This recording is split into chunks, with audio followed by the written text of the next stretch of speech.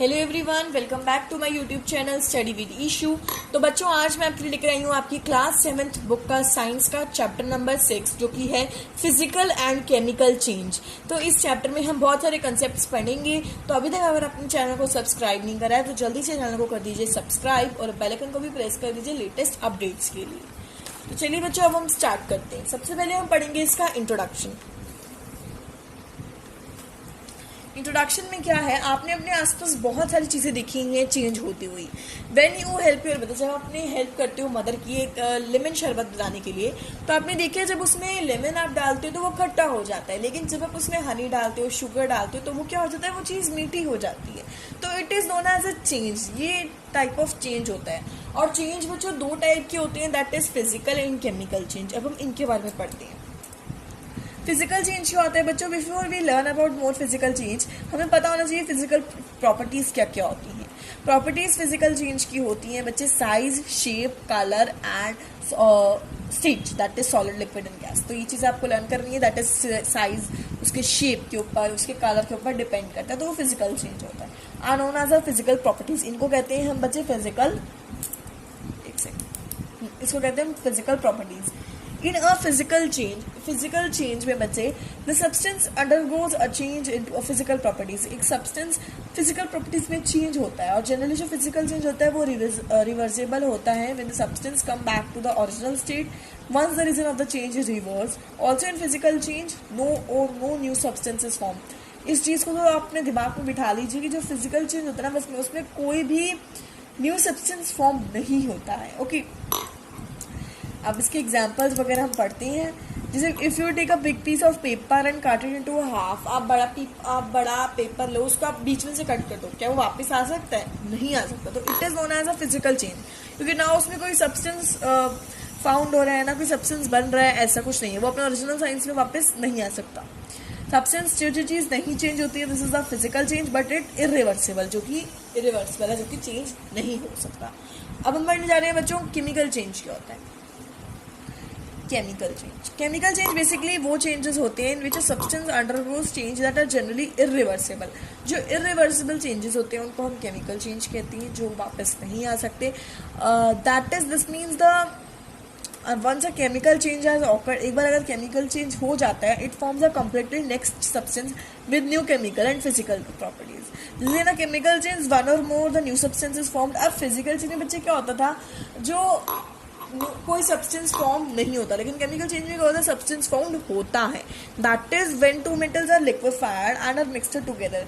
तो जो जब एक एग्जांपल दे रहे हैं वो, जैसे दो मेटल जो है वो लिक्विफाइड हो जाए और वो मिक्स हो जाए एक तरह से, तो उसका रिजल्टिंग मिक्सचर होएगा, वो क्या होएगा, एलॉय होएगा। ओके, एग्जाम्पल के तौर पे जैसे ब्रास का इन्होंने बोला है, कॉपर और टिन को अगर आप मिक्स करोगे तो ब्रास बनेगा। ऐसे this is a chemical change. Because इसको केमिकल चेंज क्यों कहते हैं, क्योंकि इसमें केमिकल रिएक्शन हो रहा है, इसमें तीसरी चीज फाउंड हो रही है, सब्सटेंस फाउंड हो रहा है। जैसे मोस्ट कॉमन एग्जाम्पल आप ले सकते हो, रस्टिंग ऑफ आयरन का घिसना।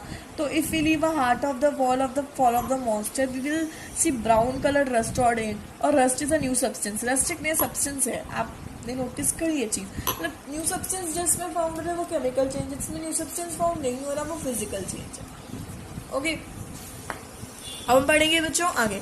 we have learned the chemical reaction one of new substances formed, हमने पढ़ा अभी। Let us discuss some more chemical reactions that a substance is formed, जैसे जनरेशन और observation of heat.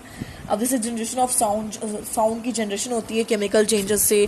Changing in smell में change आता है। Changing in colour, generation of gas generate होती है। तो इन सब चीज़ों के बारे में बच्चों अब हम पढ़ने जा रहे हैं। In all the chemical reaction discussed above, जो ऊपर केमिकल रिएक्शंस हमारे हुए हैं, हमने देखा है कि न्यू सब्सटेंस फॉर्म्ड हो रहा है, हमने अभी एग्जांपल्स वगैरह में भी पढ़ा। और विदाउट जनरेशन के बिना, और जनरेशन ऑफ हीट के बिना, reactions in which heat is generated are known as exothermic reactions. अब जो बिना हीट के रिएक्शंस होते हैं उनको तो हम केमिकल चेंजेस कहते हैं, लेकिन जो रिएक्शंस बच्चे जिसमें हीट जनरेट होती है उसको हम एक्सोथर्मिक रिएक्शंस कहते हैं। और जिसमें these are chemical reaction which heat is observe, जो हीट को ऑब्जर्व कर लेते हैं वो एंडोथर्मिक होते हैं, जो हीट को जनरेट करते हैं वो एक्सोथर्मिक होते हैं। तो इस चीज़ को अपने दिमाग में बिठा लो। जो जनरेट करती हैं बच्चे वो होती हैं आपकी एक्सोथर्मिक, और जो सॉरी, और जो एब्जॉर्व करते हैं वो होते हैं आपके एंडोथर्म। ये तो बेसिक इतना ज़्यादा इंपॉर्टेंट है, इसको आपको तो अपने माइंड में बिठाना ही पड़ेगा।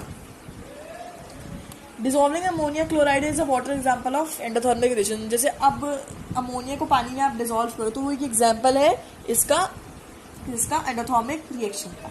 तो अब हम इसके एक बार बेसिक डिफरेंस पढ़ लेते हैं फिजिकल और केमिकल चेंज के, उसका बेसिक डिफरेंस होता क्या है बेसिकली। तो फिजिकल चेंज में फिजिकल चेंज में बच्चों क्या होता है basically, in a physical change the substance undergoes a change in physical properties.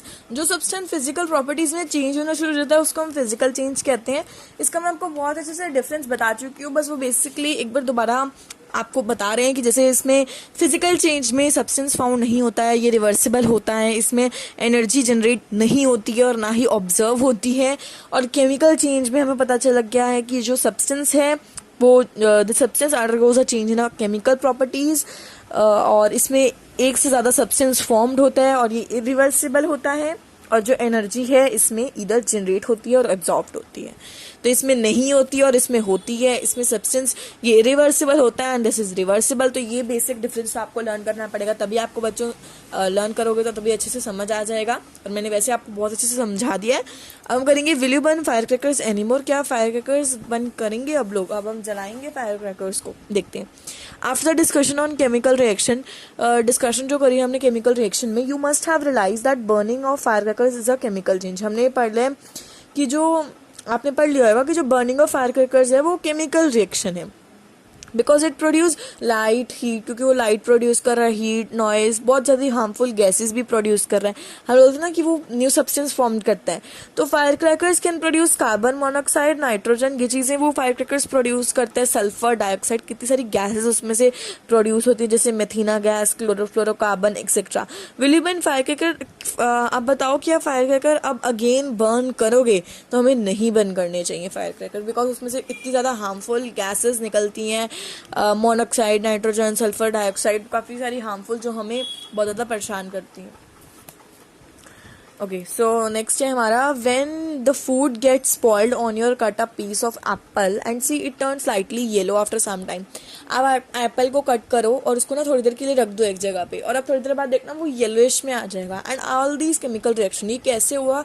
Because of the chemical reaction. In each case, ऐसी हर एक केस में बच्चे न्यू सब्सटेंसेस फॉर्म्ड, एक नया सब्सटेंस फॉर्म्ड होता है। The neutralisation of acids and bases you have read about in the last chapter is also a type of chemical reaction. अब आपने पढ़ा था पिछले चैप्टर में न्यूट्रलाइजेशन क्या होता है, केमिकल रिएक्शन होता है एसिड और बेसिस का, वो भी एक टाइप ऑफ केमिकल रिएक्शन होता है। अगर आपने अभी तक बच्चों पिछले चैप्टर की वीडियो नहीं देखी है तो मैं आपको हमेशा ये बात बोलती हूँ कि पहले पिछले चैप्टर की वीडियो देखो, तभी आप अगले चैप्टर में आना, तो वो ज़्यादा ईजी हो जाता है आपको पढ़ना आगे का। तो मैंने एक प्लेलिस्ट क्रिएट करी हुई है साइंस क्लास 7th के नेम से, आप जा सकते हो मेरे चैनल पे, देख सकते हो उस प्लेलिस्ट को। आपको हर चैप्टर की हर एक अच्छे से एक्सप्लेनेशन गिवन है। तो अभी हम कर रहे हैं चैप्टर नंबर 6, जो कि है फिजिकल एंड केमिकल चेंज। बच्चों अब हम करने जा रहे हैं rusting of iron. Rusting of iron हमारा नेक्स्ट टॉपिक है। रस्टिंग मतलब उस चीज़ को घिसना, आयरन, लोहा। So we know that rusting of iron is a chemical reaction. हमें पता चल गया जो रस्टिंग ऑफ आयरन है वो केमिकल रिएक्शन है, बिकॉज वो सब्सटेंस फॉर्म्ड कर रहा है। We should study the phenomenon on a detail, हमें डिटेल में इसको पढ़ना चाहिए। Let us do the reaction, let us start the reaction. तो ये है आयरन, ये है ऑक्सीजन, ये है वाटर, ये है रस्ट ऑफ आयरन ऑक्साइड। अब आयरन में आयरन ऑक्सीजन, आयरन लोहा, ऑक्सीजन हवा एंड वाटर। कभी भी लोहे में अगर पानी चला जाता है ना, पानी टच हो जाता है तो वो रस्ट हो जाता है, घिस जाता है, उसके अंदर जंग लग जाता है। जंग कह सकते हो, रस्टिंग मतलब जंग लग जाना। तो वो ये फॉर्म कर देता है 4Fe302, वाटर आ गया तो क्या हो गया 2Fe03, ये आयरन ऑफ रस्ट। अब आपसे ये फॉर्मूला पूछा भी जा सकता है, तो आप इस पर प्रिपेयर रहिए। अब हम पढ़ेंगे बच्चों prevention of rusting. There are several methods through the chances of rusting and minimalise, that is बहुत सारे मेथड है कि जो रस्टिंग बच सके, हमारी जो हमारी जंग लगना है वो बच कैसे सकती है। 3 मेथड होते हैं बच्चों, पेंटिंग और ग्रीजिंग, गैल्वेनाइजेशन होता है, converting iron into stainless steel होता है। तो इन तीनों मेथड के बारे में हम पढ़ेंगे। सबसे पहले पढ़ेंगे बच्चों पेंटिंग और ग्रीजिंग के बारे में। ये जो बहुत कॉमन मेथड है पेंट करने का और प्रोटेक्टिव लेयर लगाने का, कहते हो आप ग्रीस और आयरन ऑब्जेक्ट पर। सो जो आपका कांटेक्ट होता है ना मॉइस्चर और ऑक्सीजन का, वो नहीं आ पाता। अब ऑक्सीजन और जब वाटर का कांटेक्ट होता है ना बच्चे, तब हमारा रस्ट कर जाता है वो चीज़ में जंग लग जाती है। तो वो जब पेंट कर देते हो ना तो आपको वो प्रोटेक्ट करता है। हम क्यों पेंट करते हैं? इसलिए तो करते हैं कि ताकि वो प्रोटेक्ट करे, ताकि जो कांटेक्ट डायरेक्ट कांटेक्ट ना हो पाए मॉइस्चर और ऑक्सीजन का। और ये रेगुलरली करना पड़ता है आपके ऑब्जेक्ट को रस्टिंग से प्रिवेंट करने के लिए। अब गैल्वेनाइजेशन बच्चों क्या होता है? गैल्वेनाइजेशन एक ऐसा प्रोसेस होता है ना जो कि इफेक्टिव इन सेविंग आयरन, ये बहुत अच्छा होता है आयरन को बचाने के लिए रस्टिंग से। इस मेथड में क्या करना होता है, एक प्रोटेक्टिव लेयर ऑफ मेटल होती है जैसे जिंक, क्रोमियम, वो अप्लाइड होती है आयरन पे, बहुत प्रोटेक्टिव लेयर होती है। जैसे मेटल वगैरह हो गया ना, जिंक, क्रोमियम वगैरह। तो water supply pipes are galvanised to protect them from rusting. अब जो वाटर सप्लाई के पाइप्स होते हैं वो बहुत ज़्यादा हेल्प करते हैं रस्टिंग को प्रिवेंट करने से। So they do not corrode as they are always in contact of water. तो वो करोड में नहीं आ पाते, मतलब वही चीज़ हो गई ना, वो डायरेक्ट कॉन्टेक्ट में नहीं आ पाते कॉन्टेक्ट ऑफ वाटर के, क्योंकि मेन तो हमें यही है ना कि जो आयरन है उसको वाटर के कॉन्टेक्ट में नहीं लाना है। अब हम पढ़ेंगे बच्चे converting iron into stainless steel. बहुत सारे प्लेसेस में क्या होता है बच्चे, different types of steels are used instead of iron. अब बहुत सारे तरह के स्टील यूज होते हैं, जैसे iron stainless steel is produced by adding carbon. ये सब स्टील तो कैसे प्रोड्यूस होते हैं? कार्बन से प्रोड्यूस होते हैं। और जो मेटल है जैसे nickel, chromium and magnesium, so that it does not rust. तो ये सारे जो होते हैं ना मेटल जैसे निकल, क्रोमियम एंड मैग्नीशियम, ये सारे रस्ट नहीं होते हैं। तो रस्ट जो आयरन होता है उसके ऊपर ये सारे आपके प्रोटेक्टिव लेयर्स को लगाया जाता है, इन मेटल्स को लगाया जाता है कि ताकि वो एयर के कांटेक्ट वाटर के कांटेक्ट में ना आए। अब पढ़ेंगे क्रिस्टलाइजेशन। क्रिस्टलाइजेशन बच्चों इधर ये आर्टिफिशियल भी नहीं है, मतलब मैनमेड भी नहीं है, और ना ही नेचुरल है, मतलब भगवान की उससे भी नहीं बनाया गया। ये कैसा, in which solid crystals are form. इस प्रोसेस में क्या होता है बच्चे, सॉलिड क्रिस्टल्स बनते हैं। कैसे बनते हैं? तो the precipitation from a solution, एक सॉल्यूशन के प्रेसिपिटेशन से बनते हैं, जैसे melted elements at a time directly form a gas. और बहुत ज़्यादा कॉमन एग्जाम्पल है क्रिस्टलाइजेशन का, जैसे making of salt by evaporation of sea water. अब जो समुद्र का पानी होता है उससे जो नमक बनता है, भाप बनती है, इवेपोरेट होता है, तो वो बहुत ज़्यादा कॉमन एग्जाम्पल है क्रिस्टलाइजेशन प्रोसेस का। जो साल्ट होता है बच्चे वो फॉर्म होता है अपने ही वे में और वो प्योर नहीं होता। And the crystals formed are small, जो क्रिस्टल होते हैं वो बहुत छोटे छोटे होते हैं। Crystallisation is a kind of physical change. Crystallisation एक फिजिकल चेंज है। तो आपसे पूछा जा सकता है कि जो क्रिस्टलाइजेशन प्रोसेस है वो फिजिकल चेंज है, केमिकल चेंज है, तो आपको पता होना चाहिए वो कौन सा चेंज है। It's a physical change. Crystallisation बच्चों एक ऐसा प्रोसेस होता है जिसमें which is sometimes use to obtain solid substance. वो इसलिए भी यूज होता है कि हमें कभी कभी सॉलिड सब्सटेंस चाहिए होते हैं, वो इसलिए भी हम क्रिस्टलाइजेशन को कभी कभी प्रोसेस को यूज करते हैं। तो ये कुछ पॉइंट्स अगर अपने माइंड में रख लोगे, आपको समझ आ गया है ओप, और ये कुछ पॉइंट्स अपने दिमाग में रख लोगे, तो अगर आप क्वेश्चन नहीं भी लर्न करोगे ना, तो अगर मैम आपको अपने आप बना के दे देगी what do you mean by the crystallisation, तो आप लिख सकते हो बहुत इजीली आंसर। जो जो आपके माइंड में आ रहे हैं कि वो ना ही नेचुरल है ना ही आर्टिफिशियल है, क्या क्या होता है उससे, और ऑब्टेन करते हैं उससे सॉलिड सब्सटेंसेज और सी वाटर से। मतलब अभी जो मैंने आपको पढ़ाया है, एक बार आप उसको रीड करो दोबारा, जो भी इसको पैराग्राफ को रीड करो, तो आप अच्छे से कर सकोगे। बहुत इजी है ये chapter. Physical and chemical change is not hard. तो अब हम करेंगे अपना लास्ट टॉपिक, जो कि है need of ozone layer. Ozone layer का नीड क्या है, जरूरत क्या है भाई उसकी, ओजोन लेयर की। We all know about the ozone layer. हमें पता है ओजोन लेयर क्या है बच्चों, which is a layer of contracted ozone molecules in the atmosphere. It is just above the layer of the earth atmosphere that's around us. अब पहले मैं आपको बता देती हूँ कि बच्चों ओजोन लेयर होता क्या है। पहले पैराग्राफ में उन्होंने बच्चों यही बताया है कि ओजोन लेयर ये होता है हमारे अर्थ के ना एटमॉस्फेयर पे एक प्रोटेक्टिव सी लेयर है जिसको हम कहते हैं ओजोन लेयर। वो अर्थ के सराउंड है और ये लेयर ऐसा एक्ट करती है filter as blocking the sun's ultraviolet rays. Sun की जो इतनी ज्यादा harmful ultraviolet UV radiation जिसको कहते हैं हम, जो अर्थ के ऊपर पड़ती है, अगर वो पड़नी शुरू हो गई ना, अगर ओजोन लेयर खत्म हो जाए तो क्या होएगा, हम सब जलना शुरू हो जाएंगे, बिकॉज रेडिएशन उसकी बहुत ज्यादा है। और हम अभी तक इतने नॉर्मल कैसे हैं? क्यों नॉर्मल है? क्योंकि ओजोन लेयर ने हमें बचा रखा है। तो हमारे एटमॉस्फेयर पे ओजोन लेयर है जो हमें प्रोटेक्ट करती है। और वो अब्जॉर्व करती है रेडिएशन ऑक्सीजन से। This is a chemical reaction. और जो ओजोन लेयर है ना वो एक केमिकल रिएक्शन एक्ट करती है। ऐसा तो एक क्वेश्चन आ सकता है कि बच्चे केमिकल जो ओजोन लेयर वो क्या एक्ट करती है, it's a what type of change, तो आप लोग बता सकते हो it's a chemical change.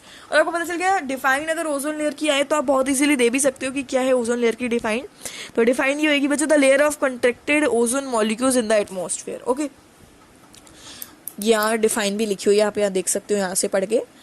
But when the layer is destroyed in some places, जब जो लेयर है ना वो डिस्ट्रॉय हो जाती है, कभी कभी खराब हो जाती है कुछ कुछ प्लेसेस से, it allows more radiation to reach the earth surface, और वो ज्यादा रेडिएशन पाती है अर्थ सरफेस तक पहुंचने के लिए। Over expose to UV rays can lead to problems like skin cancer. अब मैंने आपको बताया ना कि हम जलना शुरू हो जाएंगे, मतलब कैसी कैसी प्रॉब्लम्स आएंगी अब वो आपको बता रहे हैं। तो ओजोन लेयर अगर हटना शुरू हो जाए, मतलब वो अगर खराब हो, मतलब ओजोन लेयर हो ही ना, तो क्या क्या प्रॉब्लम्स आ सकती हैं। जैसे में स्किन कैंसर हो सकता है बच्चों के, ट्रैक्स हो सकता है, वीकेंड एमीनिया हो सकता है सिस्टम, और ह्यूमन बींग्स के लिए तो बहुत हार्मफुल है ये। Increase UV can also reduce crop production. Crop production को भी ज़्यादा, जितना भी क्रॉप प्रोडक्शन है हमारा सारा खेती बाड़ी का सब डिस्ट्रॉय कर दे। Distribution in marine life and other harmful effects, बहुत सारे हार्मफुल इफेक्ट्स कर सकती है हमें अगर ओजोन लेयर ना हो तो। This release of chlorofluorocarbon CFC and other ozone, और ये रिलीज करती है क्लोरोफ्लोरोकार्बन को, CFC जिसको आप कहते हो, जो अदर जोन से। Depleting substance that is ODC can also causes और thinning of the ozone layer. उसमें ना छोटे छोटे होल्स होते जा रहे हैं ओजोन लेयर पर, जो कि बहुत ज्यादा नुकसानदायक है हमारे लिए, ह्यूमन बींग्स के लिए। These gases are produced with the use of refrigerator, insulating forms of and smolting solvents. When CFC reach the ozone layer, जो CFC है वो ओजोन लेयर पे जाता है, इट इन द स्टेटोस्फेयर पे जाता है। जब एटमॉस्फेयर स्टेटोस्फेयर बहुत सारे लेयर्स होते हैं ना, the UV radiation breaks release in the chlorine atoms. जो यूवी रेडिएशन होती है ना बच्चे, वो टूट जाती है, क्लोरोलाइन एटॉम्स में आ जाती है।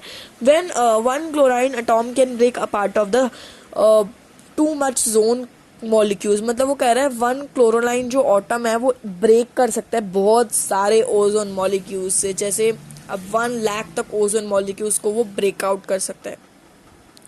Okay, so therefore we should minimize the use of devices like air conditioners that release CFC to stop destruction of ozone layer and save the earth.